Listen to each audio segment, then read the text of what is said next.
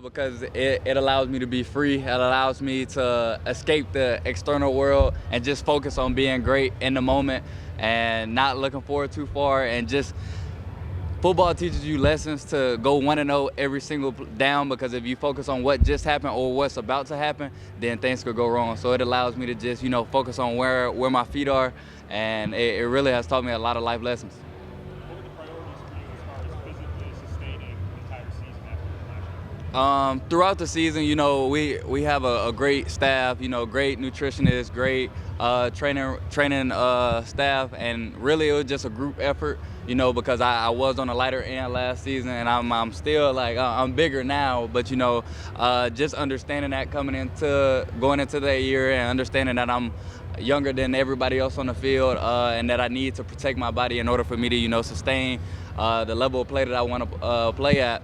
So just understanding that what they're telling me, they've seen my type of build before. So just understanding that they want what's best for me, and just really accepting that role. I think you mentioned recently that you were dealing with a few things last year. How much of that was physically just being dinged up and all?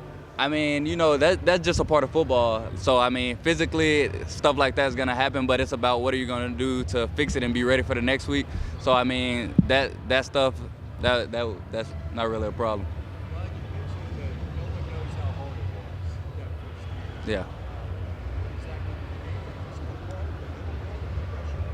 pressure? Not really pressure, because pressure is privilege, but just a matter of, understanding your freshman year. There's a lot of kids Jeremiah Smith at Ohio State, he went through his entire freshman year and they won a natty, student athlete. So just balancing out the student athlete life, all the NIL, just understanding and getting a rhythm in it. And now that I've went through it an entire year, I definitely have a way better grasp of it.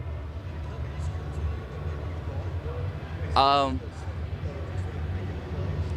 1000%. I mean, at the end of the day, football is football. So, I mean, it's really a child's game. It's something I've been playing my entire life. So, football is never really the problem. You got to try to figure out the little things that are going to take you to the next level in order to sustain that play.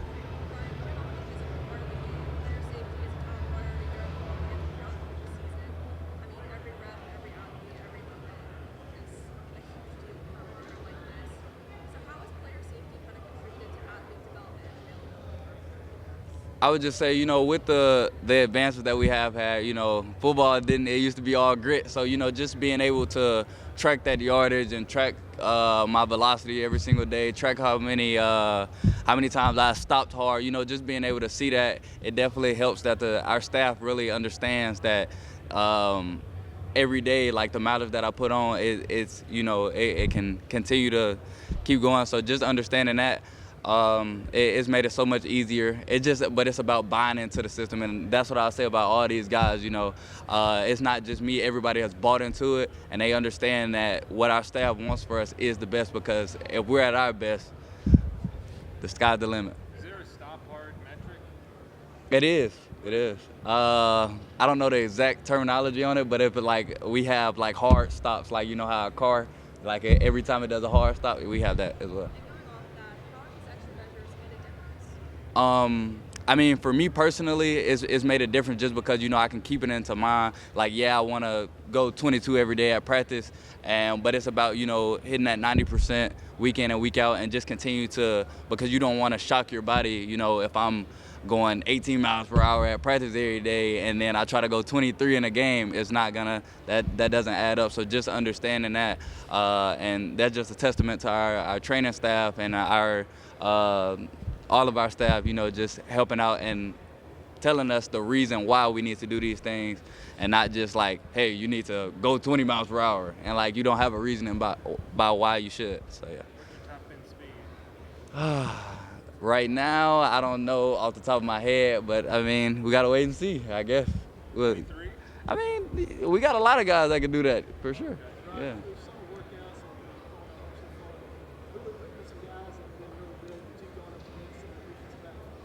I mean, all of our defensive backs give a different challenge. So, I mean, all of them have, just Damani being a veteran guy, seeing a lot of different players. ZB, we came in together, iron sharpens iron. That's always been a 2-on-2 matchup. And then, you know, just Dijon coming in, head down, Deshaun Jones, Dre Kirkpatrick, Bray Hubbard, all of the guys, you know, I feel like every single day since we were always attacking at each other, that all of them have just increasingly, you know, they've seen what I do. So, you know, just day in and day out, it only gets better. 1,000%, 1,000%. I 1,000% agree that we have the best defensive back room in the country. What's your approach to staying humble and keeping I always keep an attitude of gratitude, but you know, the reason that I'm always humble is because I've been on the other side of it. You know, there's been times where I've been at the highest of the highs, and you know, something like an injury can bring you down to the ground zero, and that's just not something that I ever want to feel again. So I mean, just with the base that's behind me, my family, my staff, my brothers that's around here, you know, everybody, we keep each other in check. You know, continue to keep that level head, because in order for us to do what we want to do, you can't be great without the greatness of others. The chemistry, I'm gonna be honest, this is probably like one of the all-time highs in team chemistry that I've had in my life. You know, when you can, as a receiver, when you're one of your best friends is a defensive lineman, like, you know, a guy like James Smith that we feed off of each other, that's like my brother. I mean, when that's the case, I mean, it's a testament to the squad. Like, you know, we got quarterbacks hanging with long snappers, like, you know, people that's usually never around each other. I mean, it's just a brotherhood.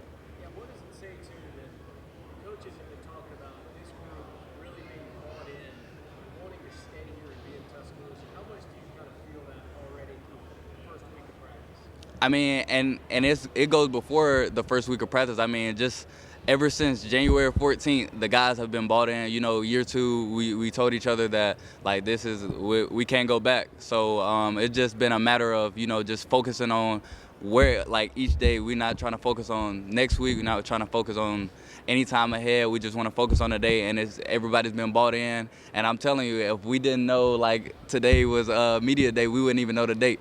Like, everybody, we've been stuck on, we think every day is Monday just because of how hard we work. So, yeah. Ryan, how has the quarterback competition been? Getting the chance to work with all three of those guys, what's that experience been like so far? Honestly, it's been beautiful just because all of the guys can sling it. I mean, we've had no problems with them. Everybody, you know, everybody brings their own juice, and all of them can do it, I'm telling you.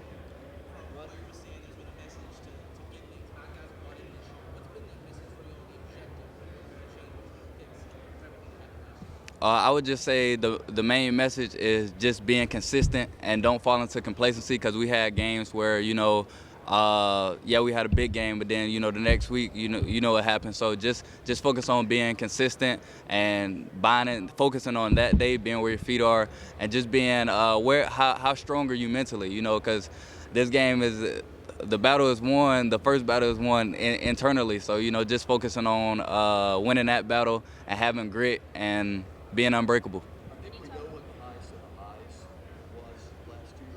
What was the lowest of the lows personally? Personally, for me, I mean, there was never really a point where I would consider it the lowest of the lows. We learned a lot of lessons last year, whether that was after a game that we lost, and we had, like, some of our biggest lessons were at the games we won. Like, for example, the Georgia game. I mean, we go up big, and, you know, we allow them to claw back, and we can't allow them to do that. So, you know, just focusing on how to try not to learn lessons after a loss, because you can learn a lot of lessons from winning and just in general. So, yeah. Attack, attack, attack. I'm telling you, on the field, it's all explosive. Like, we do a lot of plays where I'm like, man, I can't wait for this season, just because, like, everybody can do it. Like, we have so many explosive guys in the receiver room, in the running back room, in the tight end room, and in the quarterback room. I'm telling you, they just, like, we're so versatile, and I just love to see it every single day.